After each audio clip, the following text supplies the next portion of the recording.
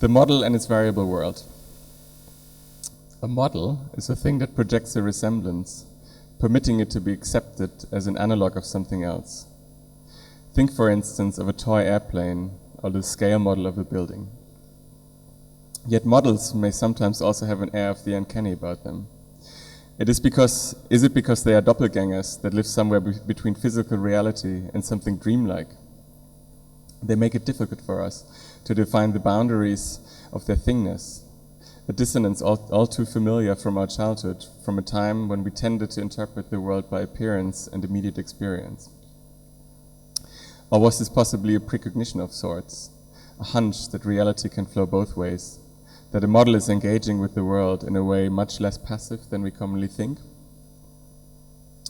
Imitating appearance is the most basic way of modeling, and almost everything can be deconstructed into its constituent parts, their essence, such as shape or motion, reflected in another object or mechanism.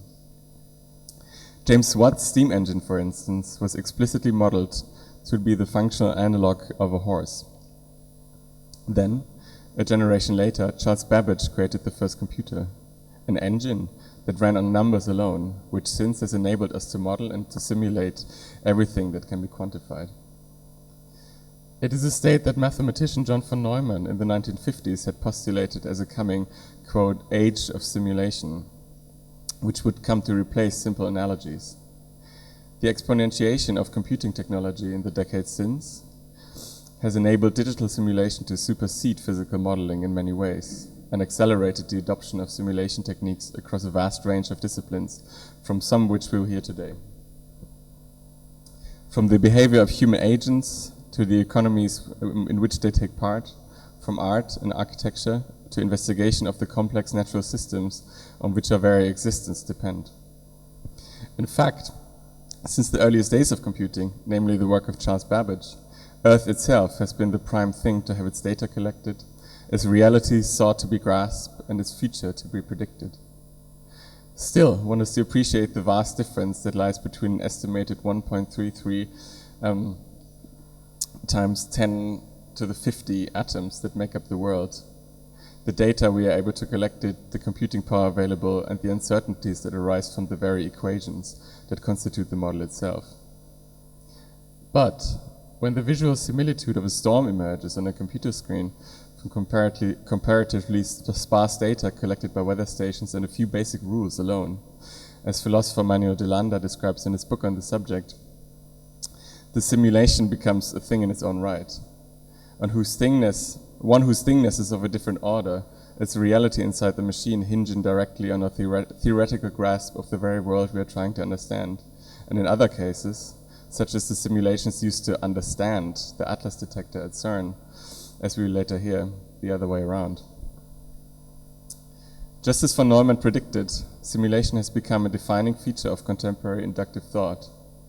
However, despite its cultural and conceptual significance, simulation remains curiously understudied, which I'm going to try and change today maybe a little bit.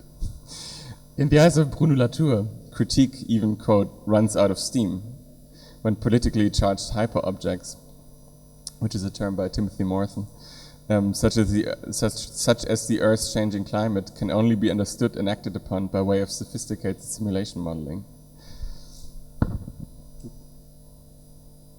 And indeed, practices of simulation cannot be easily dismissed, as the numerical experiments in fact succeed in, quote, revealing information about actual, possible, or impossible worlds, in the words of philosopher R.G. Hughes.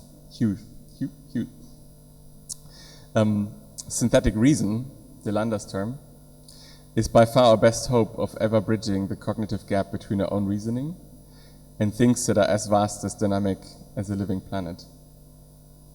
It's an epistemic lens through which we regard the world, and like all such tools, it will have flaws and introduce distortions and other artifacts, perhaps even make us see mirages. What's more, such reasoning has agency within the world and does so through us, not necessarily by improving our understanding of nature, but through the conclusions drawn from the results of simulations run and the actions that we feel they afford.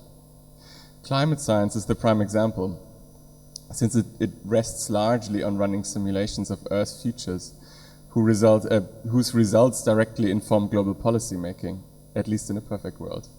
Those of you who will attend Naomi Klein's lecture at HKW later today will certainly learn more about the reality of the process.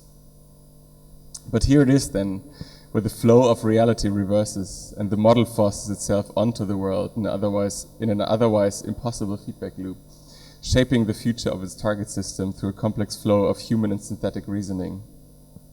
It is not only a, quote, netherland that is at once nowhere and everywhere, end quote, on the map, as historian of science Peter Gallison says. It is the map and the territory at the same time. So we find ourselves in the midst of a vast and complex experiment as the flow of energy, information, and matter move the Earth along an unprecedented climatic trajectory. We all live in a wind tunnel of sorts, and are left to evaluate contingencies while unsure where the simulation ends and where reality begins. Maybe it was this that we unwittingly anticipated when we imagined the toy airplane could fly. So this was based on this text I wrote. It's actually the second piece to be published on Avant.org. And what you've been seeing in the back is actually a rendering of a piece called Situated Sampling Set that I created together with Chris Webken recently for an exhibition in New York. But it's actually it's a series of works that are location specific. And this one is actually called Situated Sampling Set 34.1281849.2, minus 118.3710624, which is latitude and longitude of a place that you're going to see in a bit. And what it is it's a highly site-specific series of works that show the results of unique computer simulations. And within the depicted scene, an assembly of objects at first appears random, yet each item relates to practice of measuring, surveying, documenting. And actually, I'm going to show some of them. I hope you can see them. So this was actually taken in the previous LEAP location, which is just at the other end of the block.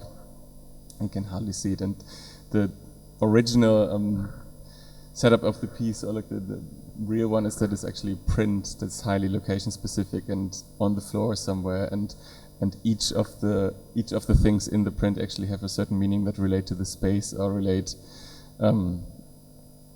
to the simulation. So there's no, this doesn't fit this actually. So this is essentially it's inspired by practices of surveying and measuring. So this is NASA image from the moon, where they have these I don't know what they call it, these tripods, but they have these color cards attached to them, and they also show they're like a sundial basically. You can hardly see it. But this was the main inspiration, and all the objects in the simulation are basically one of these things. So this is the Swiss Army knife, is often used for scale by NASA in pictures of instruments. Then this is the reference cube and the rock, and the reference cube is basically something that is put in photos next to something that's found basically, which shows the direction, the orientation in space. The color card is taken from Gemini 10, which is a color card that they basically held outside of the spacecraft to calibrate the colors when they came back. And the quarter is taken from the Curiosity rover, where there's like a little quarter. This one's actually from 1909. Embedded for reference of color and scale, and it's also kind of I don't know, there's like a mystical element to it, which is really nice. And the reason why we use this is that these objects are kind of they're being simulated in accordance to the physical location, orientation, gravity, and lighting conditions of the respective place. In this case, I must say, like I couldn't resist making it the moon. So the gravity of the things falling is actually on the moon. And if you take a picture of the print, in a way it results in an image whose indexicality goes beyond conventional visual representation. So all these things, such as the scale, the color, the orientation in space, are actually kind of translated into the image. So it's not only a document of its own situatedness, but also transposes this meta-information in pictures of itself.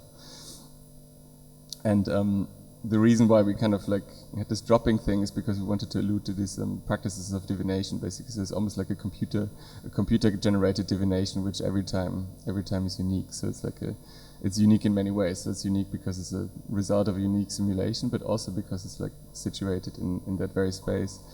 And the piece of this like glossy material actually reflects the environment, and the environment, and this is the last thing, which you cannot see. It's a 360-degree image of the spaces being simulated that's being used to light the objects. In this case, it's a building in Hollywood, the Hollywood Hills, that is actually the centerpiece of a piece that Chris and I are working on right now, which is called The House in the Sky. And we took these images there actually to do something else, but then we ended up like making one of these pieces. There's also one for Leap for the last location. If you saw the first show there, right, where we showed this Elsewhere's piece, so we used the HDR image to create that, also to create one of these pieces, and there's a series of these basically.